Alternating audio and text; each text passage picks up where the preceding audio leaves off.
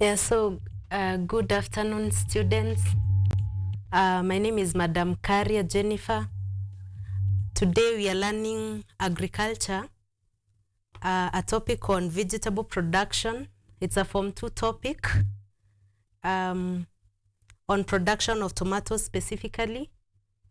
And we are going to look at various aspects of tomato production under vegetables. This is a topic that is going to benefit our learners both in Form 2, Form 3, and Form 4, since it is tested in the KCSE. Also, we are going to learn and acquire knowledge on how to produce various vegetable crops, and especially tomatoes. Before we move further, so we have said our topic is vegetables.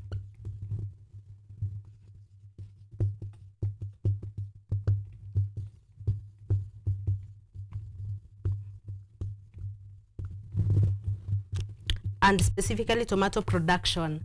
So as tomatoes are concerned, or vegetables are concerned, we need to understand what a vegetable is. And a vegetable is a crop that is eaten raw, or it can be cooked at some point.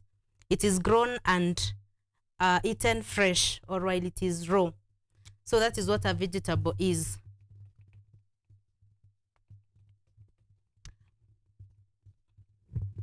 Okay. Yeah, thank you. So as you can see, a vegetable is any crop that is grown and eaten when it is fresh or raw. And as you all know, vegetables are highly perishable. They are very perishable in nature, and therefore we need to conserve them in such a way that they do not get spoiled so fast.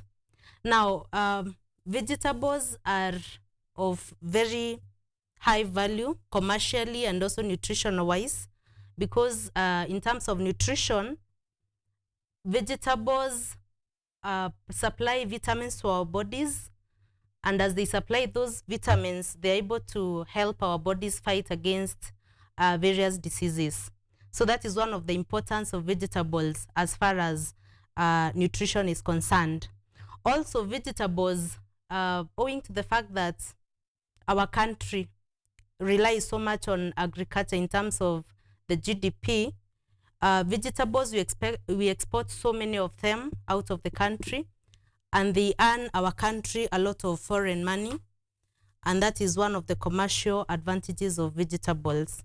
Kenya exports a lot of vegetables, and that is why we would like to equip our learners with knowledge and even skills when it comes to practical on how to produce vegetables so that they can boost their immunity and also provide, it can be a source of income locally and even nationally. Vegetables, they are categorized into various types. We have different types of vegetables. The types of vegetables. We need to understand the types of vegetables so that we know where tomato is coming in this discussion. We have various types of vegetables based on the part that is eaten. We have about 6 types of vegetables based on the type on the part of the plant that is eaten. And one of the type of vegetables that we have is the leaf vegetable. Leaf vegetable, where the leaf is eaten as food. And leaf vegetables examples, maybe as a learner you can recall some of those things. Leaf vegetables examples include things like spinach, cabbages, kales. All those are examples of leaf vegetables. We have the root vegetables. Root vegetables, where the root is eaten. The root is eaten as a vegetable. And examples of root vegetables include things like carrots, because we eat the root in a carrot, the beetroots, that's a root vegetable, and others. We have the fruit vegetable,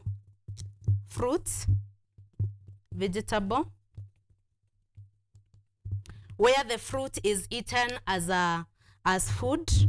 The fruit vegetables include tomatoes, we have cucumbers, melons, pumpkins, pepper, and even the squashes. And those are the fruit vegetables. So you can see that is where the tomato is coming in. And this is what we are going to majorly focus on today, how to grow tomatoes for both home consumption and even for sale. We have another type of vegetable, the pod vegetable. The pod vegetable is where the pod is eaten, and examples include crops like beans, pigeon peas. When they are eaten, they are green and fresh. Those ones form part of the vegetables. Then we have the stem vegetables.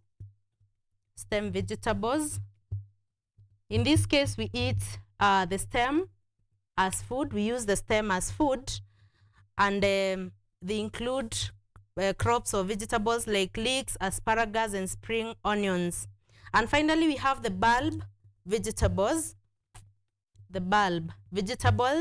Again, we eat the bulb, like in the case of the bulbed onion. So those are the different types of vegetables that we have, but today we are going to focus on the tomato. The reason why I chose this topic to discuss with learners who are doing agriculture in high school is because of the challenge that comes with answering the question in the exams with regards to production of these vegetables. I expect that by the end of this lesson, learners will be able to discuss production of all vegetable crops under the subheadings that we are going to discuss. We have in our syllabus, we usually cover 4 types of vegetables. That is tomatoes. We have tomatoes, we have carrots, we have onions, and cabbage. Those are the 4 different types of vegetables that you're supposed to cover within our syllabus. And as I have said, our expectation is that once probably I discuss the subheadings in which we discuss tomatoes, as a learner, it will enhance their learning even in all these other vegetables. It is a very commonly tested area in our syllabus, and therefore it is of paramount importance that we tackle this bit with all the details. Now, I want to pose a question on vegetable production. I would like us to handle this bit in form of a question, and our question is discuss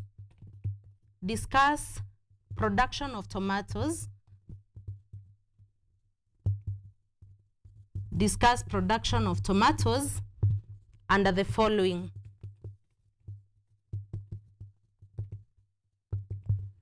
Normally that is how is posed in the exams, and usually the first subheading is on the varieties of tomatoes. Every learner should be able to state the varieties of tomatoes, and even of carrots, onions, and cabbage. But for tomatoes specifically, we have two main varieties of tomatoes, and these are fresh market varieties.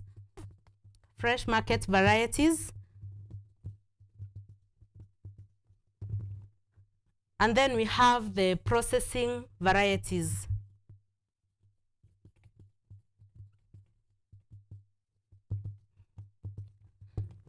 Just as the name suggests, fresh markets normally are for consumption within the home.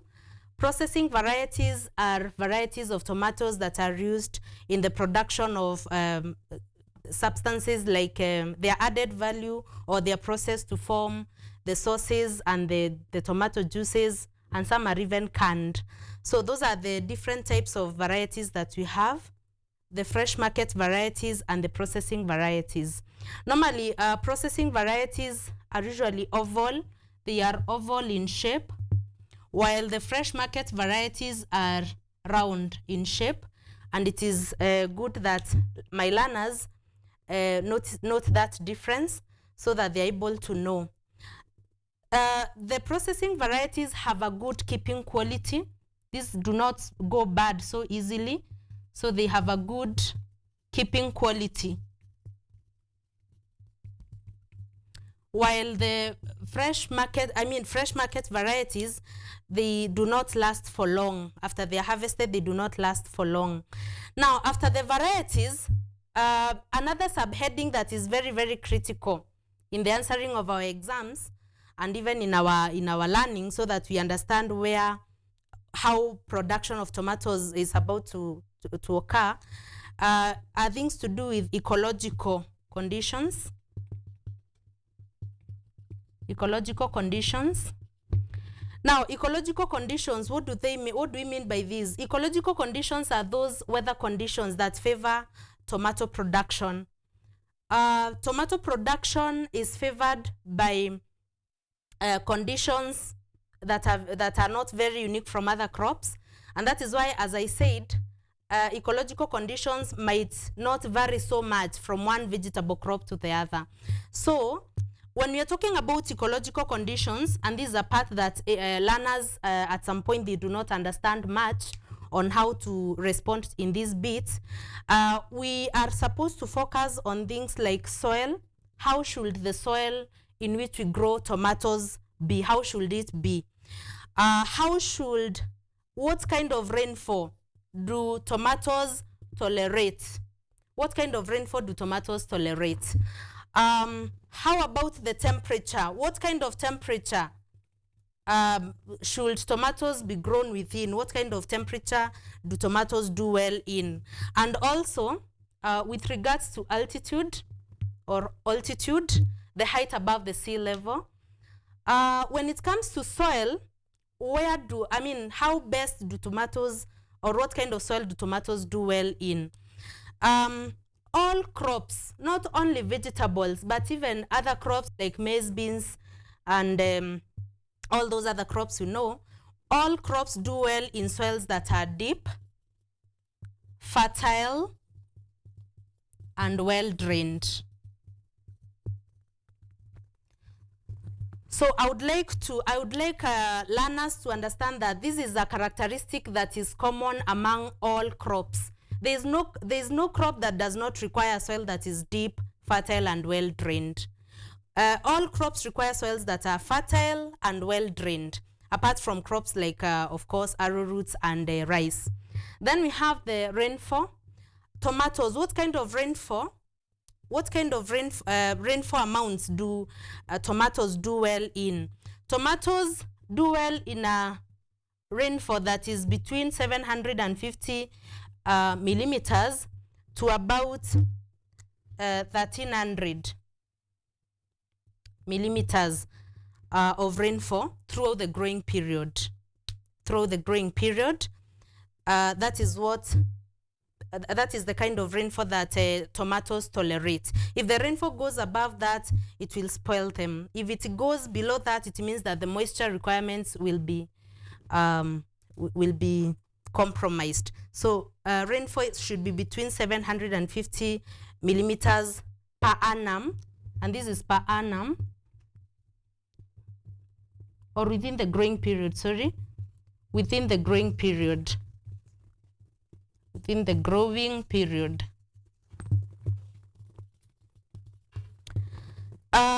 Temperature.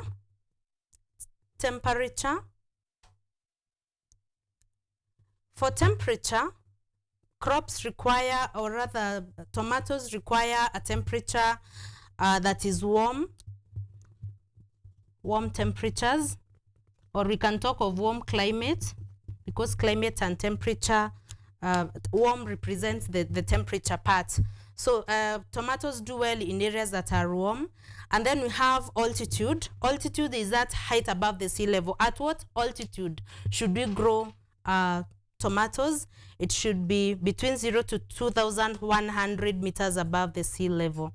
So that is the kind of altitude, or those are the ecological requirements for tomatoes, as you can see on your screen.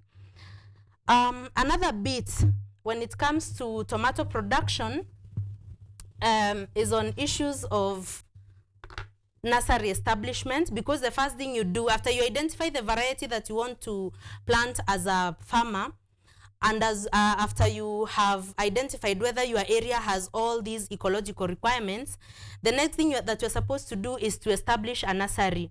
Before we plant, we do not plant tomatoes directly in the seed bed.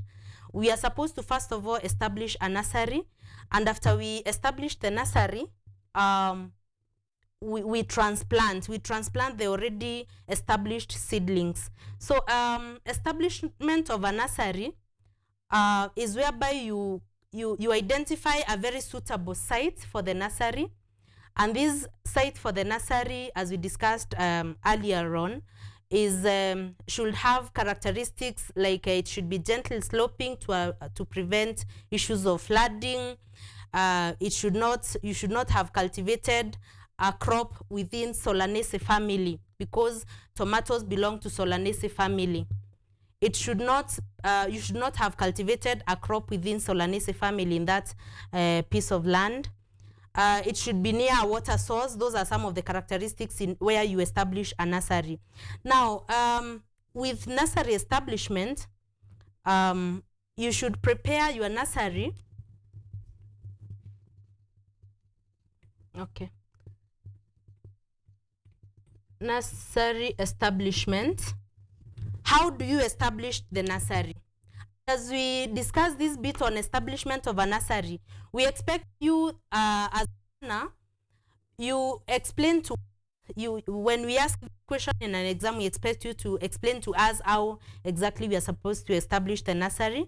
And as you can see, the nursery should be prepared to a fine tilled. How do we achieve the fine tilled? You move from stages of clearing that land. After you clear the land, you're supposed to move on to the point at which you dig using the hand tools or using machinery like plows if it is in large scale. And then you move to a point, you move further. The next step of harrowing, you carry out harrowing. You harrow, that is you break the soil clods until all the soil clods are broken. And that is how you achieve a fine tilt. A fine tilt means that the soil is very, very fine.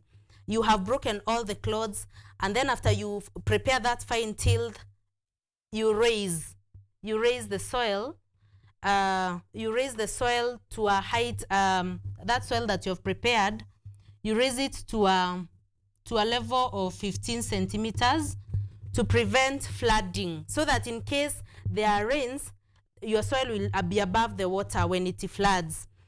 Now, after you raise that nursery, you are supposed to spread decomposed organic manure, and you can even add a little bit of DSP fertilizer, that is the double superphosphate.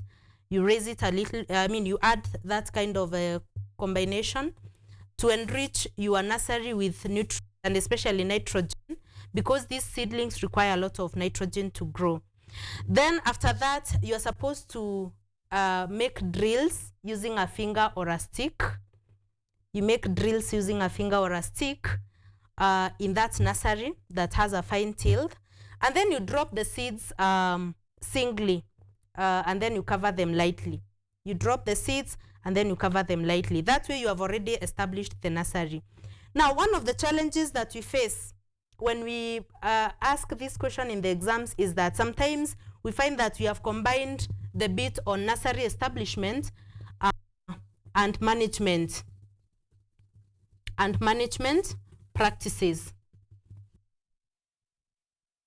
When we combine these two, the students in most cases they avoid, or they do not talk about the establishment, and that is why I separated it a little bit, so that students understand there is a difference between establishing a nursery and the management practices within the nursery.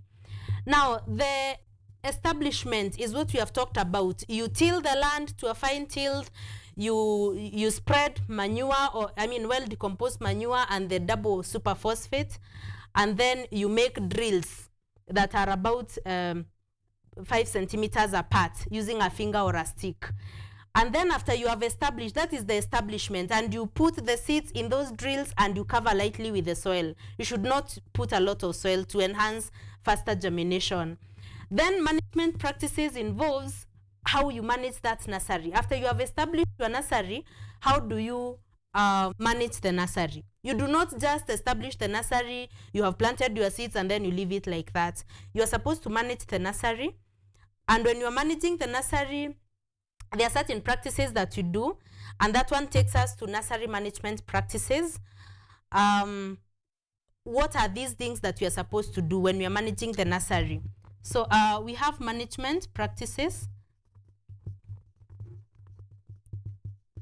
And the management practices, I have said, are all those activities that we carry out in our nurseries. And the first thing, of course, you do for any crop or any nursery is watering. You are supposed to water your crops. Why are we watering the crops? We are watering the crops so that we can supply adequate moisture. To supply adequate moisture. Okay.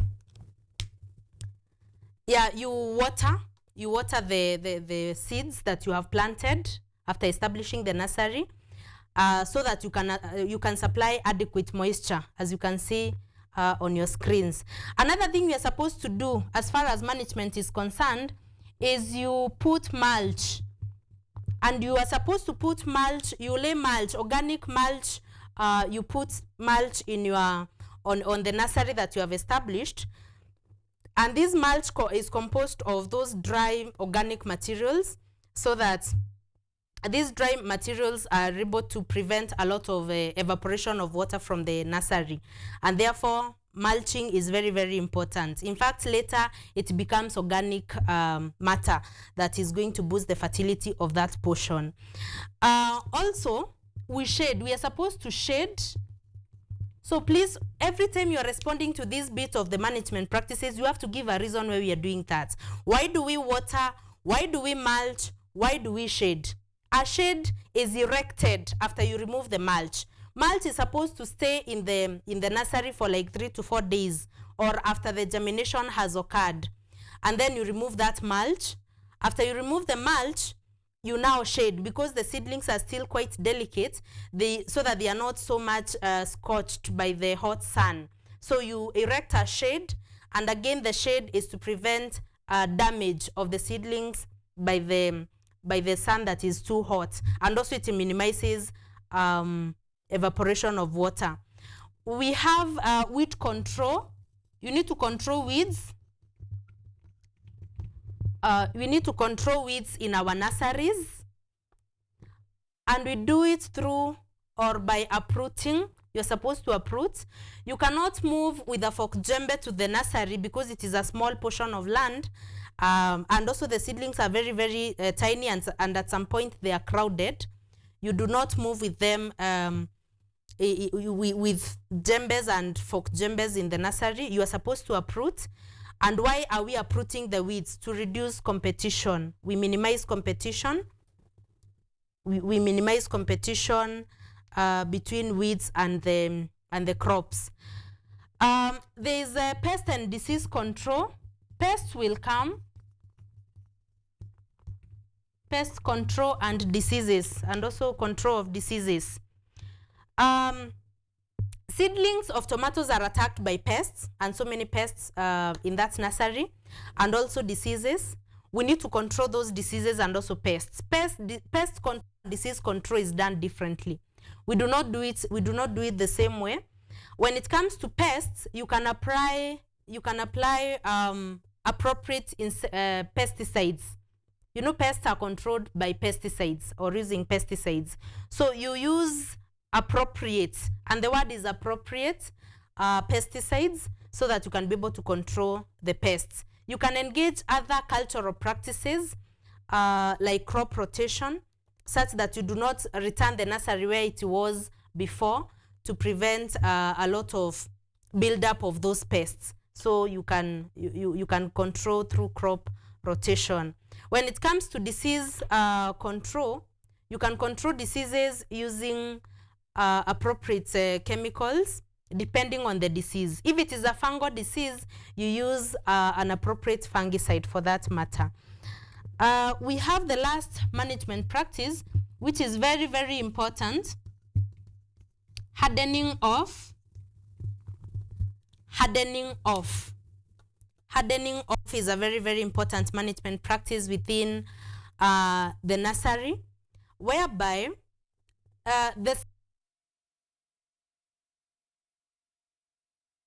they are almost ready. Expose them to conditions that will make them adapt to the bed. They will not be watered daily. In the seedbed, there will be no shade. In the seedbed, you might delay as a farmer to control weeds. So you're supposed to expose these seedlings. You'll find seedbed, and as you control, you are supposed to regulate the amount of watering. We harden seedlings by regulating the amount of watering. If you're watering maybe 2 times in a day, you can decide to even forgo watering for like 2 or 3 days so that they can harden a little bit. Again, you remove shade. Shade removal is part of hardening off. So we are supposed to remove shade, and that is part of hardening. If you do not harden your seedlings, you are likely to have challenges with those seedlings when you transfer them to the seed bed. And that is on nursery management practices. That is how we manage the nursery. That is how we establish the nursery, and also we manage it. Another subheading that is still part of tomato production. We have managed our nursery. They are now ready for transplanting. The next thing we do is we prepare the land where you are going to plant them, where you are going to transfer them. We are supposed to prepare the land preparation. Land preparation. Again, students find it very difficult at some point. Yeah, so land preparation is whereby you need to prepare the land so that the land can be ready to receive these seedlings that you are removing from the nursery. And this land preparation entails selecting a piece of land that you have not planted tomatoes or crops within the tomato family, that is the Solanaceae family. Things like Irish potatoes, pepper, tobacco should not have existed in that piece of land. So you ensure they have not existed so that you can be able to transplant tomatoes there. For the last 3 years, they should not have existed there. And then you prepare the land by, of course, clearing. You dig out all the weeds that are there. You remove all the perennial weeds. You dig holes that are deep enough at around 15 centimeters. And in those holes, you put manure that is well decomposed again. And also you can add DSP fertilizer. And then you mix it thoroughly with the soil. Remember, DSP fertilizer is a nitrogenous fertilizer. Yeah, you add DSP fertilizer. And this DSP fertilizer is a fertilizer that is nitrogenous. So you need to mix it thoroughly with the soil so that it does not scorch. It does not burn your tiny seedlings that are that you are planting. So you plant or you transplant those seedlings there. Now, after you have prepared your land, you have dug the holes, you have mixed it with manure and fertilizers and all that. The next part that you do is transplanting. You transplanting. And this part of transplanting carries around 3 to 4 marks, depending. This transplanting is now how you remove. There's a procedure for removing the seedlings from the nursery. There's a very clear procedure that you need to follow. And the first thing you do when you are removing the seedlings from the nursery, you're supposed to water that seedling 3 to 4 hours. And especially for the vegetable crops, 3 to 4 hours you water the nursery, so that as you take them out using a garden trowel, as you scoop them out, the roots will not be damaged and the soil will be around those roots. So you are supposed to water, and then as you transplant again, pick healthy and vigorously growing seedlings. The ones that are very weak, the ones that are diseased, you do not select those ones. Also, plant 1 seedling per hole. Do not put 2 seedlings in 1 hole. Plant 1 so that they do not compete so much for resources like moisture, nutrients, and even space. And then we prefer transplanting seedlings late in the evening or early in the morning, or even on a cloudy day, but preferably late in the evening or a cloudy day. After you transplant, your seedlings are already in the seed bed. They are now in the land. You have planted them. Again, you do not leave these seedlings in the land just like that. You are supposed to manage them in the field. Field management practices.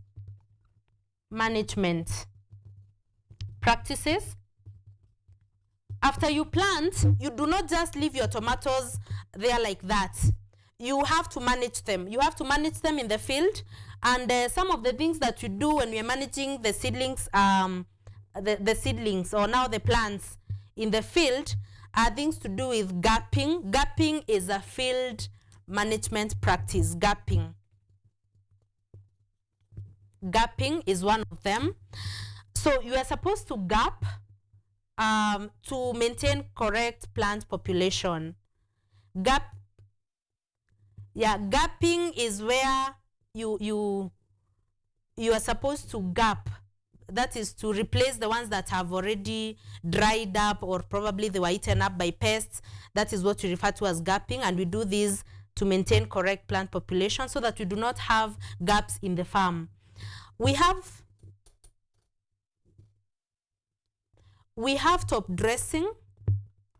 Top dressing is another field management practice where we add or we enrich our soil with CAN fertilizers or nitrogenous fertilizers so that these tomatoes can have enough of nutrients and especially nitrogen for proper growth.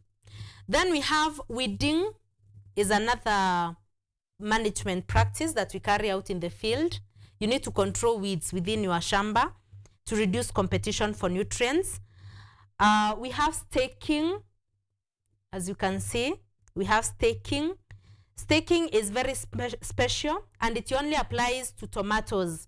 We do not stake carrots, we do not stake cabbages, we do not stake our onions, but we stake tomatoes, and especially the tall varieties of tomatoes that should be staked, where we support them using very strong sticks. We support them so that because of various reasons.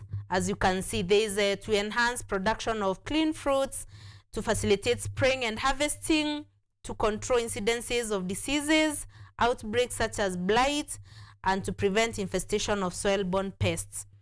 And then we have pruning. You remove excess vegetation so as to enhance fruit development. You need to control pests within your tomatoes using appropriate insecticides. And there are so many types of pests that attack tomatoes, like the American bollworm and the cutworms. We need to control them using appropriate insecticides. And then we have disease control. We need to control diseases again. There are certain diseases that attack our tomatoes. We need to control them using appropriate fungicides, like in the case of tomato blight. Blight is a fungal disease. You can decide to rogue, that is you remove and destroy. You uproot and destroy affected crops. Use certified seeds, crop rotation, and all those control methods. Then finally, as we conclude, another bit that I feel we are not supposed to leave behind is the bit on harvesting and marketing. It does not carry a lot of marks, but you will still find around 2 marks within this area. and students do not know what to write as far as harvesting and marketing is concerned, and especially harvesting. And for harvesting of tomatoes, when they are for canning, they should be left to ripen. If they are for canning, that is putting in cans for long periods of storage, leave them to ripen on the plant before they are harvested. If they are for fresh market, if you want to maybe sell them for families' consumption and all that, as soon as the red color starts to appear, that is the right time to pick them, so that they can ripen maybe as you take them to the market, or they can spend a few more days. And then after you pick them, where do you place them? Where do you place the tomatoes? You place the tomatoes in crates. That is how you transport them, so that they do not go bad so easily. And that is all what I have in terms of production of tomatoes. I believe that by then, as we conclude, and as I even receive your responses and your questions, we are at a better position on how to respond to this question on production of tomatoes, and even on production of other vegetable crops, because as you realize, most of these subheadings, as I said earlier, will apply to the majority of the crops, and especially vegetables, that we discuss in Form 2. So that is what we have. I'll be glad to respond to your questions from our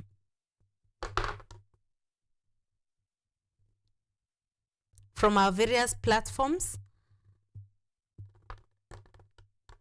Yeah.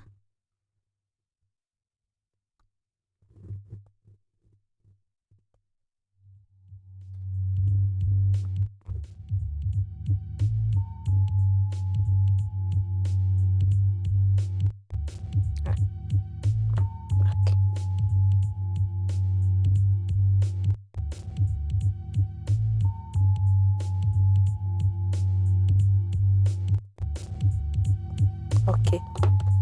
Yeah, so that is what we have with regards to production of tomatoes.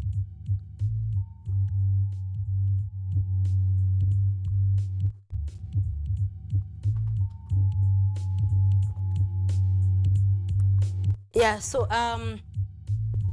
as we wind up,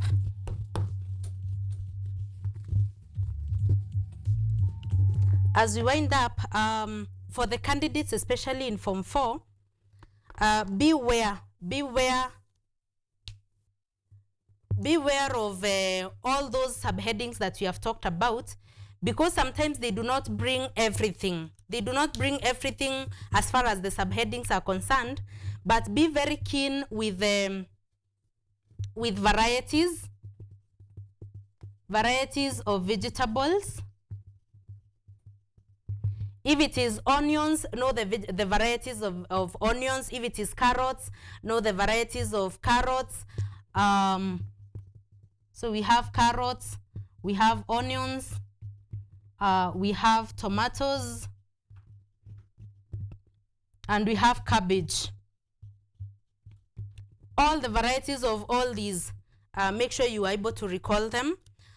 And then ecological requirements. So the varieties are very unique, and it depends on each crop. Ecological requirements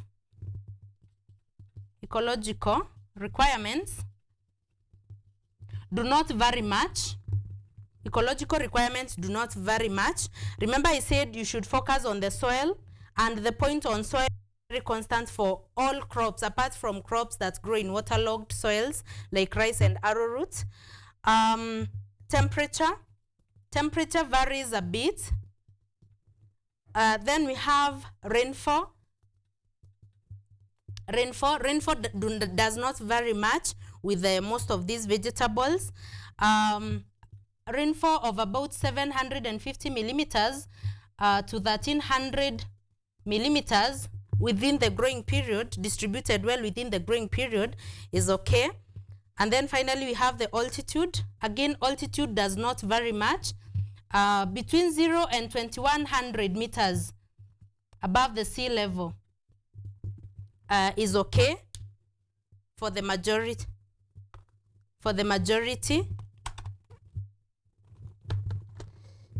Oh, sorry.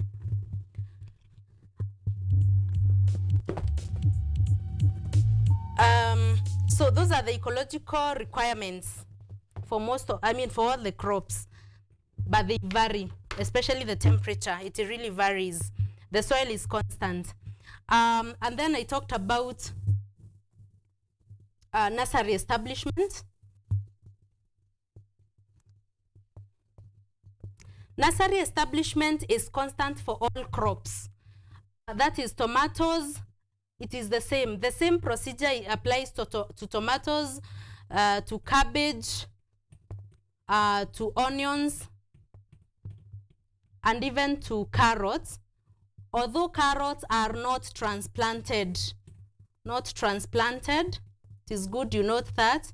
They are not usually transplanted. They remain in that where you plant them. So we don't call it nursery, but land preparation for the carrots. Then we have nursery management. Nursery management practices. These ones apply to all vegetables, except a few that I'm going to mention. Things to do with watering, and this is, I really want to focus, to concentrate this, especially with the candidates. Watering all crops must be watered for the reasons that we mentioned. Mulching must happen for all crops. Shading must happen for all crops. And remember to state the reason why we do that. Pest control must happen in all crops. It is just that some crops vary. Pests vary depending on the crop. We have disease control. All crops are affected by diseases. Disease control.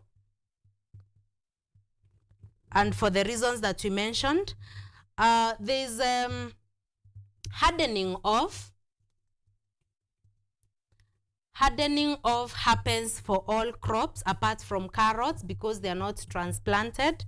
So for carrots, it's a bit special. And those are some of the management practices. And also there's another one, probably we didn't mention, the pricking out, where you remove the ones that are so overcrowded. Pricking out. You remove the excess ones, and those are some of the management practices, and with their reasons. Please do not list down points as I have listed. In the exam, you have to give us a reason why you're watering, why you're mulching, why you're shading, why you are controlling pests and diseases, and why you're hardening off, and why you're pricking out. Still, as we conclude, it's also important we look at a summary on how we prepare the land. After you have established the nursery and you have managed it, you need to prepare the land preparation.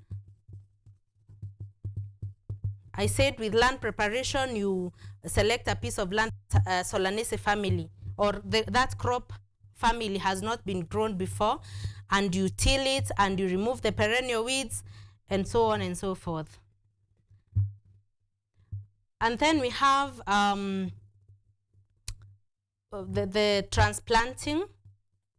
Transplanting happens in all crops apart from carrots, as I have said, and the procedure is the same. You water 3 to 4 hours before transplanting. You select the vigorously growing seedlings, and you do it in the evening or on a cloudy day, and you plant 1 seed per hole. And finally, we have the field management practices. Field management. You manage the crops in the field. And that is how we manage the crops. That's how we manage the crops. All those field management practices that I mentioned, the disease control, the pests control, the gapping, the rogging, all those management practices, we are supposed to carry them out. And then we harvest and market our produce. harvesting and marketing.